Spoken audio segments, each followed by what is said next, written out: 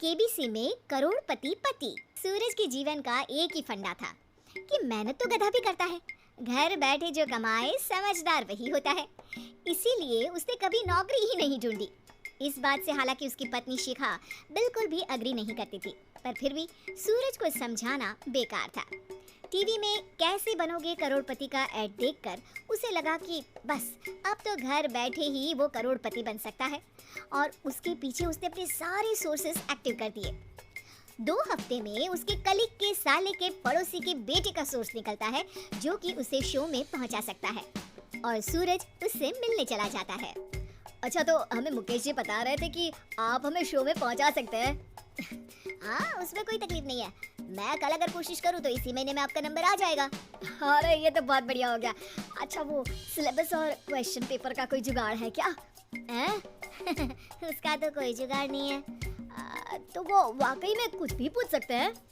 हाँ, वो तो बच्चन जी पर है, जो पढ़ते हैं वो पूछ लेते हैं। पहली कोशिश फेल होने पर अब सूरज के सामने एक बहुत बड़ा सवाल था कि आखिर जवाब कहाँ से लाए। तब शिखा ने एक सजेशन दिया, क्यों ना सूरज अपने चचेरे भाई सुमित से मदद मांगे, जो कि यूपीएससी की तैयारी कर रहा था। हालांकि इतनी मेहनत करना सूरज को समझ में नहीं आता था, पर कोई और रास्ता ना मिलने पर वो आखिर सुमित से बात करता है। अरे सुमित, हमारा कैसे बनोगे करोड़पति के लिए सिलेक्शन होने वाला है, तुम हमें थोड़े चिट बनाने में मदद करोगे क्या? अरे भैया, चिट बनाए तो सालों हो गए, उसमें हमारा एक्सपर्टीज नहीं है, बल्कि आप बोलो तो हम आपकी पढ़ने में जरूर मदद कर सकते हैं। हट, कैसी अनाप शराब बातें कर रहा है तू? सूरज ने सुमित को मना तो कर दिया था, पर तैयारी करने के सिवाय कोई चारा उसे दिख भी नहीं रहा था, खासकर जब 12 के पेपर लीक करने के एक्सपर्ट शुक्ला जो भी हाथ जोड़ लेते हैं। आखिर सूरज को सुमित के पास जाना ही पड़ा, और उसने सुमित और शिखा से वादा किया कि वो बहुत मेहनत करेगा। 1 महीने की तैयारी के बाद फाइनल हुआ कि शो से 1 हफ्ते पहले एक ट्रायल खेला जाएगा, जहां पर सारे रिश्तेदार ऑडियंस की जगह पर होंगे और शिखा सवाल पूछेगी। दूर दराज से भी रिश्तेदार आकर हाजिर हो गए देखने कि आखिर कैसे बनेगा सुमित करोड़पति। सब कुछ सेट था, और इतने में सूरज आकर अपना स्पीच देता है। ये 1 महीना मेरे लिए आसान नहीं था, पर अपने भाई सुमित और अपनी पत्नी शिखा की मदद से मैं इतनी दूर पहुंच पाया हूँ। मेरे मम्मी पापा के आशीर्वाद ने भी बहुत साथ दिया है मेरा। मैं उम्मीद करता हूँ कि आज के शो में आप लोगों को बहुत मजा आएगा। साक्षी पहला सवाल पूछती है और पूरे कमरे में सन्नाटा छा जाता है। इंडिया में कितने स्टेट्स हैं? 3, सॉलिड, लिक्विड और गैस। अरे रुकिए, तो ऑप्शंस तो देने दीजिए। इतने में 5वीं कक्षा का चिंटू बोल उठता है।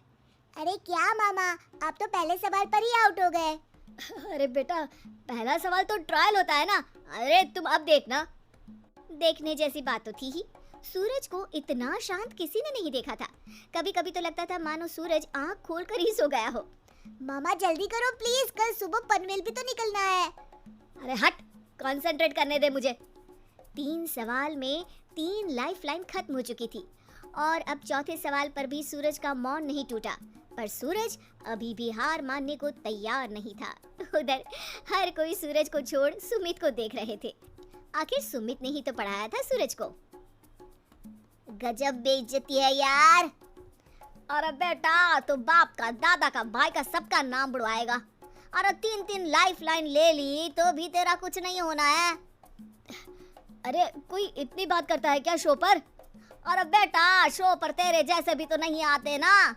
सूरज की ये जंग आखिर 1 घंटे बाद 5वें सवाल पर खत्म हो गई, जब उसने इंडिया के नेशनल बर्ड का नाम कहा, कौवा। अरे बेटा, मजा तो बहुत आया, बस थोड़ा टाइम पर खत्म होता तो आनंद भी आ जाता।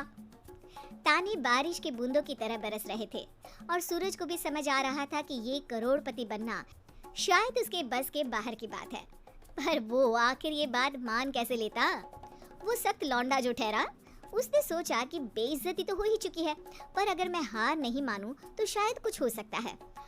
शिखा तुम देखना, असली शो में आग लगा दूंगा, आग, करोड़पति बनूंगा मैं। हाँ, सब्जियां खत्म हो गई है घर पे, ले आओ। पहले पति बन जाओ, फिर करोड़पति बनना।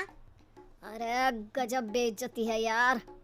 बेटा, अभी तो घर पर ही हुई है, 1 हफ्ते में तो तुम देश के सामने करवा कर आओगे। वैसे जब टीवी पर जाओ ना तो बस अपने मम्मी का ही नाम लेना, ठीक है? कोई पूछे तो बोलना कि पापा नहीं है मेरे। अरे पढ़ाई की, पेपर निकलवाए, इतने सारे लोगों को खाना खिलवाया, क्या फर्क पड़ा? इसीलिए मैं कहता हूँ कि मेहनत तो गधा भी करता है, घर बैठे जो कमाए वही सिकंदर। लेकिन मामा, गधे भी जानते हैं कि हमारा राष्ट्रीय पक्षी मोर है। तुम्हारी बहू राधिका गांव में हॉस्पिटल में नर्स का काम करती है। बस हम दोनों में दोस्ती हो गई और हमने शादी कर ली। राधिका, माँ के पैर छू। अरे चल हट नालायक। अरे मैंने क्या क्या सपने देखे थे कि तेरी शादी किसी अमीर घर में करूंगी और दहेज में लाखों रुपए लूंगी, और तू गांव की इस मामूली लड़की को मेरी बहू बनाकर ले आया। लेकिन बेटे की जिद के आगे सुनीता देवी मजबूर हो जाती है। राधिका सुनीता देवी को फूटी आंख भी नहीं भाती थी। तुम चिंता मत करो भाग्यवान, हम दोनों मिलकर अपनी बहू को इतना सताएंगे कि वो हमसे तंग आकर ये घर छोड़कर चली जाएगी। फिर हम अपने बेटे की शादी किसी बड़े सेठ की बेटी से कर देंगे, ठीक है? अगले दिन सुनीता देवी अपने बेटे का कमरा साफ कर रही होती है। तभी बहू के सामान में उसे एक बड़ी बड़ी मूंछों वाले आदमी की तस्वीर दिखाई देती है और उसके कंधे पर एक बड़ी सी बंदूक टंगी होती है।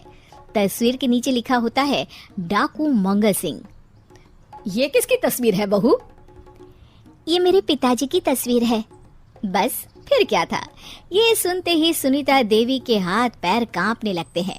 वो भागती हुई सीधा अपने पति के कमरे में जाती है। अरे गजब हो गया जी, गजब। अरे क्या हो गया भाग्यवान, हमारी बहू एक मशहूर डाकू मंगल सिंह की बेटी है। हे भगवान, अब क्या होगा? क्या कहा? डाकू मंगल सिंह? अरे मर गए रे। सुना है वो तो बड़ा ही खतरनाक डाकू है, मारता ज्यादा है गिनता कम है। लोग पुलिस वाले भी उसके नाम से कांपते हैं। अरे सुना है वो तो हर हफ्ते 2-4 लोगों का ऊपर का टिकट कटवा ही देता है। हे भगवान, अब हम क्या करेंगे? ये हमारे नालायक बेटे ने कैसी मुसीबत हमारे गले बांध दी। हाँ वो तो है, अगर हमने बहू को जरा भी तकलीफ दी तो उसका बाप मंगल सिंह हमें गोली से उड़ा देगा। अब जो मैं कहता हूँ उसे ध्यान से सुनो। तुम बहू से बिल्कुल घर के काम मत करवाना, और ध्यान रहे उसे किसी प्रकार की तकलीफ नहीं होनी चाहिए, समझ गई ना? और ऐसा ही होता है। अगले दिन सुनीता देवी रसोई में खाना बना रही होती है कि तभी, ये क्या माँ जी, मेरे रहते आप खाना बना रही हैं? चलिए हटिए, मैं खाना बना देती हूँ। अरे नहीं नहीं बहू, तू यहाँ क्यों आ गई? जा तू अपने कमरे में जाकर आराम कर, मैं खाना बना लूंगी। सुनीता देवी जिद करके राधिका को भेज देती है।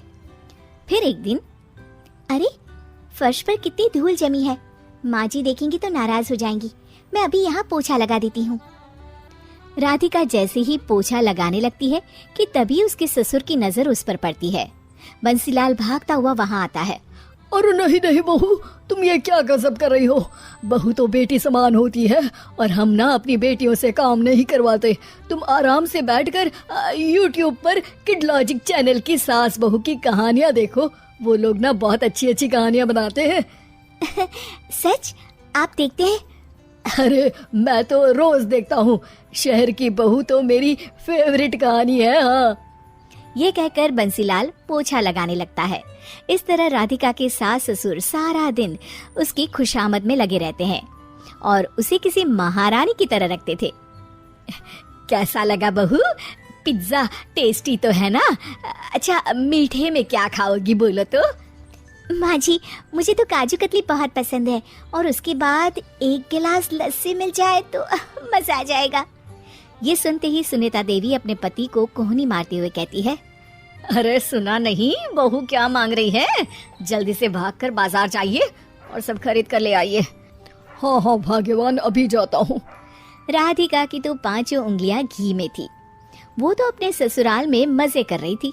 दूसरी तरफ राधिका की सास उसके लिए कभी नई साड़ी खरीद लाती तो कभी उसके लिए नए गहने बनवा देती।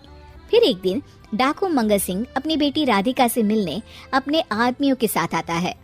उन सबको देखते ही राधिका के सास ससुर डर के मारे कांपने लगते हैं। मर गया रे। डाकू मंगल सिंह तो सच में कितना डरावना दिखता है, ऊपर से इतनी बड़ी बंदूक लेकर घूमता है। कैसे हैं समधी जी? क्या हुआ? आप इतना घबरा क्यों रहे हैं? और आपको इतना पसीना क्यों आ रहा है? आपकी तबीयत तो ठीक है ना? जी अभी तक तो ठीक है, पर लगता है बहुत जल्द खराब होने वाली है। क्या कहा आपने? जी जी कुछ नहीं, बताइए बताइए कैसे आना हुआ? दरअसल आज आपके शहर में हमारी नाटंकी मंडली का प्रोग्राम है, तो इसी बहाने सोचा बेटी का ससुराल भी देखता चलूं। ये सुनते ही राधिका के सास ससुर हैरान हो जाते हैं। क्या कहा? आप नौटंकी में काम करते हैं? हाँ माँ जी, पिताजी डाकू की एक्टिंग बहुत अच्छी करते हैं, उन्हें तो कई अवार्ड भी मिल चुके हैं। और ये बंदूक, ये तो असली लगती है। तभी राधिका के पिताजी अपनी नकली मूंछ निकालते हुए कहते हैं, इस मूंछ की तरह यह बंदूक भी नकली है। ये तो छर्रे वाली बंदूक है, इससे तो मैंने आज तक चिड़िया भी नहीं मारी। और खोदा पहाड़ और निकला चूहा, इसका बाप तो मामूली नौटंकी वाला निकला, और हम इससे डर कर बहू की नौकरों की तरह सेवा कर रहे थे। आपने सही कहा जी, इसके पीछे मेरे कितने पैसे खर्च हो गए, और काम कर करके मेरी तो कमर टूट गई सो अलग। अरे बहू, तूने अपने पिताजी के बारे में हमें पहले क्यों नहीं बताया? राधिका मुस्कुराते हुए कहती है, आपने तो कभी पूछा ही नहीं ना माँ जी।